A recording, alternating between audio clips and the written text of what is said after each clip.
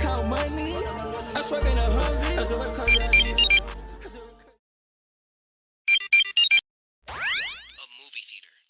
You blew up a fucking movie theater. Why? I just wanted to watch the new Chicken Run. You! Women and children! You just killed women and children over Chicken Run! Yeah, well, they should have hogged up all the IMAX seats. Yeah, well you should have bought your tickets in advance, dummy! Now you have to go to prison! How am I supposed to maintain the CC Pizza channel without you? I don't know how to edit like that! Man, I'm not gonna spend $15. What are you talking about? The matinee is $15 any fucking way! Stop. I want to watch this fucking movie since it was announced. So what do you want from me? What do I want? I want you behind bars, Bastion. That's why I called the police already. What the fuck you just say? You're gonna arrest me? I didn't even watch the movie yet. I don't give a shit, Bastion. Killing people over a movie is crazy. No! You just don't fucking like me, do ya? I just got back from prison after the Calm Call of Fury incident, Bastion. and I'm not going out the fucking prison again!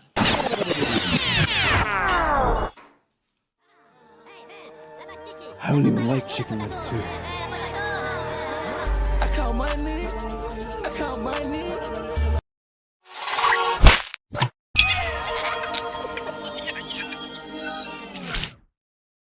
Okay, all jokes aside, let me just be upfront about this. Chicken Run Dawn of the Nugget, well, Chicken Run 2, is not a good movie. At all. And to be completely honest, I knew it wasn't gonna be good. But there was still a side in me. A side that was a little hype. A side that was hopeful that maybe it would be good. But the more trailers that come out, the more clips that come out, that side just fades and fades and fades until it's no more. Then I watched the movie. And what do you know? It was awful. I couldn't believe that Aardman decided to make another Chicken Run after 23 years. But I guess anything for the bread, right, Aardman? Chicken Run 2 is another example of how the film industry loves to shit out forced sequels just for greed purposes. Aardman has pretty much been the shell of its former self for years, so they just said fuck it and used nostalgia bait to get their company back to where it needs to be, right? I'm probably dragging out this intro, but that's because after watching this movie, I have way too much in my mind. This is literally the first time I've watched an Aardman movie and felt legitimately disgusted. Every minute of this goddamn film felt like a travesty. Because this movie basically ruined the ending of the first Chicken Run, which, as you know, I think Chicken Run is one of the greatest animated movies of all time. This sequel just goes to show that not every movie needs a fucking sequel, which is something that 99% of film studios don't understand, or maybe they refuse to understand. Okay, I've already gone on a whole ass tangent. Let's talk about the movie. Starting off with what I liked.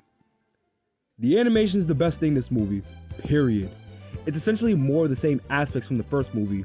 The well-crafted character animation and the charmingly designed Nick Park art style is done really well here. However, while most of the aspects of the animation that was well done in the first movie was carried over, there's still a brand new aspect to admire here. The colors. In the first movie, they were a little washed out, which gives it a melancholy feel to it, especially during the night scenes. It makes sense for the colors to be that way because the story and the world of Chicken Run, at least the first one, was dark, so it made sense for the colors to be like that. It complements the tone of the movie, but since the second movie is much more lighthearted, it makes sense for the color scheme to change from the first movie. This time the colors are brighter and more vibrant. This makes some of the backgrounds feel more lively, whether it's the Chicken Island or the Squid Game-esque chicken playground in the factory. The color scheme really makes the backgrounds pop, and it's good eye candy for the viewers. By the way, is that water CGI? It probably is. That's some good ass looking water. I may not like this movie, but I will say this, it is visually stunning. Also, I will say that there are some funny moments here and there. There are two scenes that really got me crying. The first scene I liked was when Rocky was dancing in front of Mrs. Tweety. It's stupid as hell, but I was laughing my ass off. Funniest scene in the movie in my opinion. The second scene I liked was the scene where Nick gets fingered by Fetcher. Yeah, you heard me right. Nick got fingered by Fetcher. You should let me love you, let me be the one to give you rodent thumbs, these rats are gay. No matter how serious I try to be, I always fuck it up for myself. Speaking of Nick and Fetcher, out of all the characters, they were the only ones who got an upgrade. They went from being shit-talking con men to two supporting gay guys. Just kidding. The two become supportive uncles to Molly, to the point where they get super emotional when someone mentions Molly. I fucking love that. That's mad funny. The last thing I like is the OST. While I don't think it's as good as the first one's OST, considering the song that played in the beginning of the first movie was beautiful, but I think it's good. A bit forgettable, but good nonetheless. Okay, now this is where my praise ends, because the rest of the movie is a complete dumpster fire. Where the fuck does one begin when talking about Chicken Run 2? Oh, I know, this movie starts with one of the worst ways imaginable, with a really terrible and cringy ass pop song. Last time I checked, DreamWorks wasn't involved in this movie, but considering that Sam Fell is directing this movie, I shouldn't be surprised, especially since there were so many damn needle drops and flushed away, which made it feel less like an Aardman movie and more like a DreamWorks movie. Now whether you like that or not is up to you. And to make matters worse, the scene with this song is horribly mixed.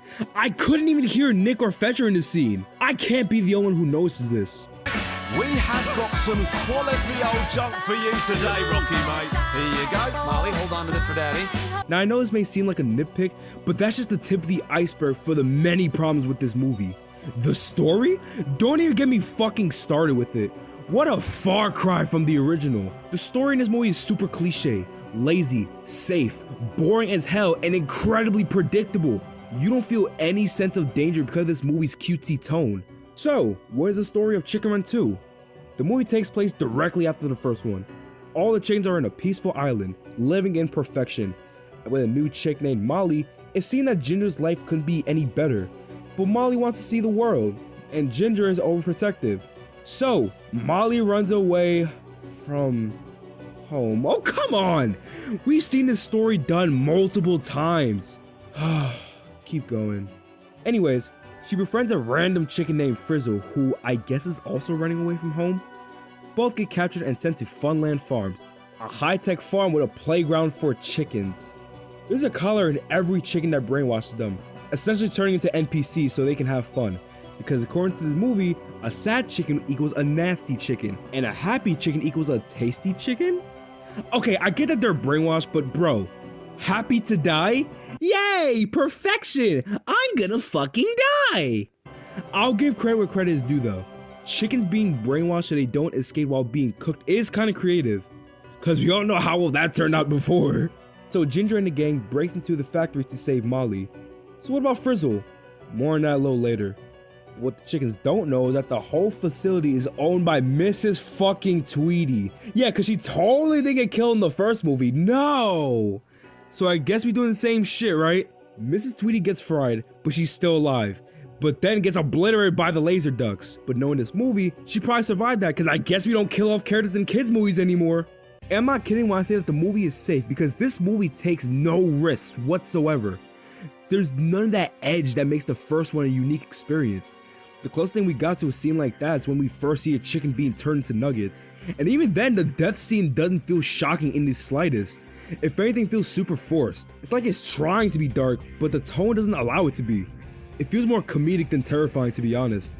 Especially since this movie is so content with being safe despite being rated PG, while its predecessor was rated G. Yeah, despite having a higher age rating than the first one, this one feels more childish. Parental guidance my ass. The humor in this movie is the equivalent of room temperature water. There's no jokes that made me cringe, but at the same time there wasn't much jokes that made me laugh in my opinion, besides the ones I mentioned earlier. One of the biggest problems with this movie is the writing.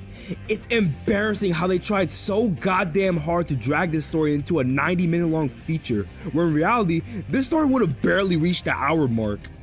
There were times where they could have ended the fucking movie, but they're like, nah, let's keep going. When Ginger found Molly, they could have wrapped up the movie there, save the rest of the chickens, then boom, film over. But no, let's do other shit. Let's brainwash Ginger and go beyond full power just for her to not be brainwashed. Ginger and her big ass fucking plot armor, right? You're going to be a bucket of nuggets. No, I'll use the power of friendship. Doesn't matter, she gets brainwashed anyways and the movie keeps going. Another scene that made me feel the same way is Rocky's stupid ass jumping down to the popcorn kernels. Again, just an excuse to keep the movie going. Aardman, if you can't make this story big enough to be a whole feature film without dragging unnecessary shit, then don't make this a movie. Honestly, this feels more like a special than a legitimate sequel. Hell, I would've been more lenient if it was that. I even read a Letterboxd review saying that this movie feels more like a Disney direct-to-DVD sequel, and honestly, I believe it, especially with some of the voice acting. Most of the actors in the first film reprised their roles except for Julie Sawaha, Mel Gibson, and Benjamin Withrow. Well, the latter is dead, so he has to be replaced for Fowler. And Mel Gibson's littered with controversy, so I understand replacing him. But replacing Julia Sawaha is the stupidest shit, and the reasoning is fucking ludicrous. According to Aardman, she was replaced because they think that she's too old to voice Ginger. That's be the dumbest reason I ever heard in my life. And this reasoning is hypocritical in the grand scheme of things because Ginger sounds older in this one anyways, and Thandui Newton is only 4 years younger than Julie Sawaha. She ain't that much older than Newton. Newton tried, I'll give her that, but her voice is off-putting. I'm sorry. It doesn't sound right. And to be honest, I feel the same way with David Bradley as Fowler. But I'll take their performances over Zachary Levi as Rocky. What did you do to Rocky, bro? This motherfucker sound like Markiplier. What do I do? What do I do? Hello everybody, my name is Markiplier and welcome to Five Nights at Freddy's. I understand that Mel Gibson needed to be replaced, but come the fuck on. At least try, bro. Which reminds me, I don't think I like the characters in this movie. Might as well go back to Rocky. Bro's been reduced to a side character. He was only one of the main characters in the first movie. Now you don't see him as often as you should. And you wanna know the craziest thing about this? This was probably for the better, because his voice is awful and he barely has any chemistry with anyone in this movie. I feel zero bond between Rocky and pretty much any character except for maybe that one scene where the family starts blaming themselves for shit. Thanks a lot, Aardman. Thanks a lot for ruining my favorite character in Chicken Run. Ginger is another character that was severely downgraded. Now you can argue that Ginger's character wasn't super original in the first movie, considering that she's the usual super serious and super determined character. I'm not kidding when I say this, she's even more cliche. She's now the worrying parent. Oh my god, how many fucking times are we gonna see this trope in animated movies? How many times? They do this trope far more than necessary. I know there's probably worrying parents before, but it's like these companies are playing catch up with Marlin from Finding Nemo. Oh, and the terrible writing makes her character even worse. There are so many stupid things that Ginger does in this movie that's disgusting to sit through. Ginger is absolutely out of character. There's no other way to put it. For example, when Ginger tries to hide from the humans, instead of, I don't know, telling her daughter the truth, she just brushes it off. And I wouldn't be mentioning this if it wasn't for the fact that she shows clear signs that shit's fucked with the big ass leaf fall. Oh, everything is fine, Molly, don't worry. The leaf fall is totally for display. Wouldn't it be better if in the movie Rocky goes up to Ginger and tells her that it's time to tell Molly the truth? Wouldn't that be better? It would be an emotional scene, a touching moment even. Ugh. But this isn't even the worst Ginger scene. After saving Molly, she told Ginger that they have to go back to save Frizzle and the other chickens. If not, then they'll die. Then Ginger pretty much said, fuck them chickens, it's them or us. That's mad despicable, I don't care. And some of you may argue that her daughter matters more, which I understand, but you escaped an entire chicken farm with other chickens. You made sure every damn poultry left that damn farm. And for you to imply that you're not gonna save them, it's disgusting. You of all people should know better than this. It should have to take your daughter's bitching and moaning to save the other chickens. Oh, and speaking of Molly, might as well talk about her character. She's every fucking child character you see in these animated movies. She wants to see the world, but her worrying parent says no. She becomes rebellious and leaves anyway, only to realize that the world is cruel. Seriously, what separates her from characters like Nemo or Peaches or Mavis? Nothing. There's not much to her. Even with the performance by Bella Ramsey, there ain't shit to her. Same thing with Frizzle. Why was she even here? She's boring as hell, and talking about her is useless because she was brainwashed throughout a chunk of the movie. The rest of the characters like Fowler, Mac, Bunty, Babs. Listen, I know there wasn't too much to them in the previous movie, but in this one, they're fucking boring. Hell, why are Fowler and Babs even in the movie? What do they do? I understand Bunty being there because she got the strength, and Mac got the brains, but Fowler was barely in the movie, and I forgot what Babs did. Then there's the villains. Let's get Sir Reginald Smith out of the way. He's pointless. Moving on. Okay, might as well talk about the big bad villain herself, right? Mrs. Tweedy.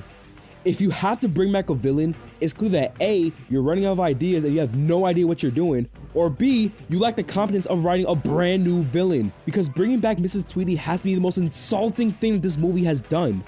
which doesn't make sense because she was dead. She got crushed in the first movie.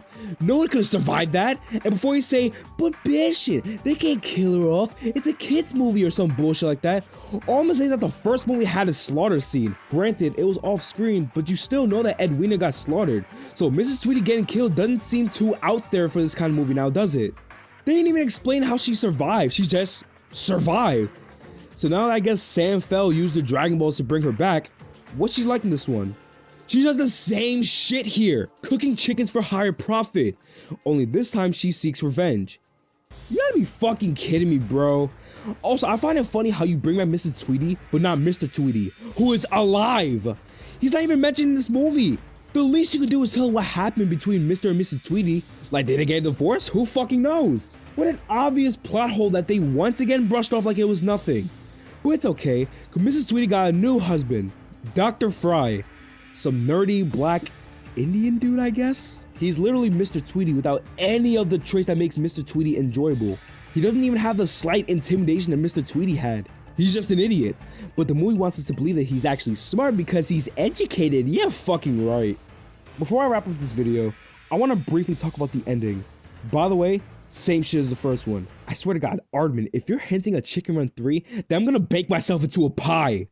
Overall, Chicken Run Dawn of the Nugget is literally a cash grab and nothing more. Yeah, it has beautiful animation, a decent soundtrack, and some funny moments here and there, but the rest of the movie is a shit show. The cliche and lazy story, the weak-ass writing, the downgraded characters, the mediocre humor, the terrible pacing. Everything else is horrible. Not to mention this movie is incredibly boring. I knew this movie was gonna be trash, but I wanted to be hopeful. My God, it's awful. Is it the worst Aardman movie? That I'm gonna have to think about because I fucking hated Farmageddon. I don't know, but I do know that it's the worst animated film of 2023 in my opinion. I would rather watch Wish than this trash, and Wish fucking sucks. But at least Wish was in the original IP, so it basically shits on itself. This one shits on a movie that I consider to be a masterpiece. The only way I would ever recommend this movie is if you're a loyal Aardman fan like myself, or you're just a diehard Chicken Run fan. But even if it's the latter, I still wouldn't recommend it considering that it ruined the perfect ending of the first one. This movie makes me want to eat some fucking Popeyes right now. Another shitty movie from Aardman. Great. Just what I needed. I feel like Aardman is failing, bro. I could be wrong, but dude, they've pretty much been on the decline for years. After their recent movies, it's safe to say that Aardman is far past their prime. Even with something as good as Robin, that's still not enough to convince me otherwise. Let's face it, Aardman doesn't have that mainstream appeal that it used to have. And it shows considering that I never came across an Aardman fan in years. I'm convinced Aardman fans just left the face of the earth. And to be honest, do I blame them? They've been getting worse over time, especially after the release of Curse of the Were-Rabbit. People still remember Chicken Run and Curse of the Were-Rabbit to this day. Hell, some people still remember Flushed Away. Then the rest of the movies. But at least movies like Arthur Christmas and the Pirates, and hell, the first Shaun the Sheep movie, at least those movies were still good. They were forgettable, but they were good nonetheless. I used to be excited when I see the Aardman name. Now I just say to myself, how they pissed me off this time. I still love Aardman and I'll still support Aardman, but they are a shell of its former self. And box office numbers clearly shows that. But I'm fucking heartbroken that they decided to make another Chicken Run. They should have made another Wallace and Gromit movie if you ask me. Because this is clearly nostalgia bait and I'm not gonna pretend like it's not. Making a sequel decades after the original is one thing, but making it bad is evident that the bread is all you fucking care about. And that's something I can't get behind. And you know what? This is something that I believed for years, but I don't want to say it. In fact, I'm probably going to regret saying this when editing this video, but it needs to be fucking said. Aardman is fucking dead. It hurts for me to say it, but it's true. Especially how lifeless their latest works are. It's like they don't give a shit no more. So if they don't care, why should I care? I know I'm being melodramatic, but it's heartbreaking to see a company that you supported religiously for years go to shit. Aardman is dead. And that's the end of the video. I'm out.